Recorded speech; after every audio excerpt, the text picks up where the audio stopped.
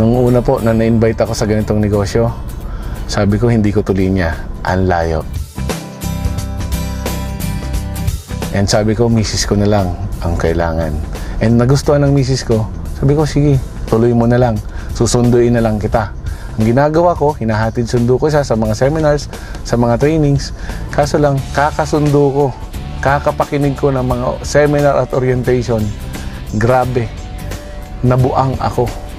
Sabi ko sa sarili ko, dito mababago yung buhay ko. Dito, magkakakotse ako. Dito, lahat ng pangarap ko makukuha. Pagsali ko po sa AIM Global, nagulat ako. Kala ko ganun kadali. Kala ko ganun kasimple. Kala ko lahat ng imbitahin ko sasali. And napakaswerte ko po. Ang dami kong kaibigang inimbita. Walang sumali. Sabi sa akin, ikaw na lang mauna. Sabi nung upline ko, karma-karma lang yan. Kasi ang tagal ko rin bago sumali. Grabe po. Sa sobra-sobra pong hirap, pagod, sakripisyo, hindi ko po alam na darating sa punto na mauubusan ka ng pamasahe. Yung lahat po palang sakripisyo na ginagawa mo, pabayaran, papalitan ng AIM Global. After 1 year na paghihirap, pagpapagod, nabigyan po ako ng bagong-bagong Honda Civic kulay black. Sunod na taon, Pajero na white. And ang maganda po nun, nabigay po sa akin yung mga pangarap ko na mag-travel ng libre. Pumunta ng Hong Kong, Singapore, Thailand, Malaysia, Asian Cruise, libre po lahat ng AIM Global.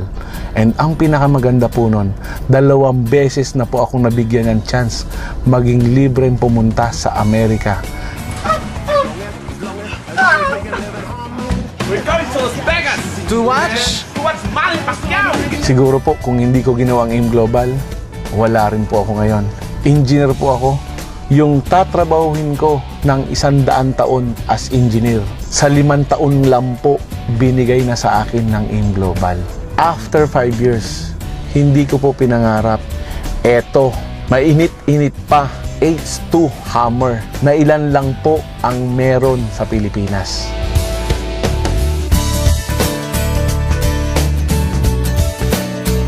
Global, number 1.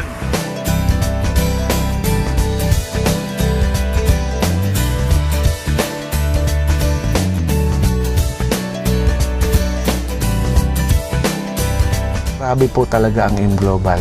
Sobra-sobrang blessing po ang ibinibigay. Sa AIM Global po, lahat posible.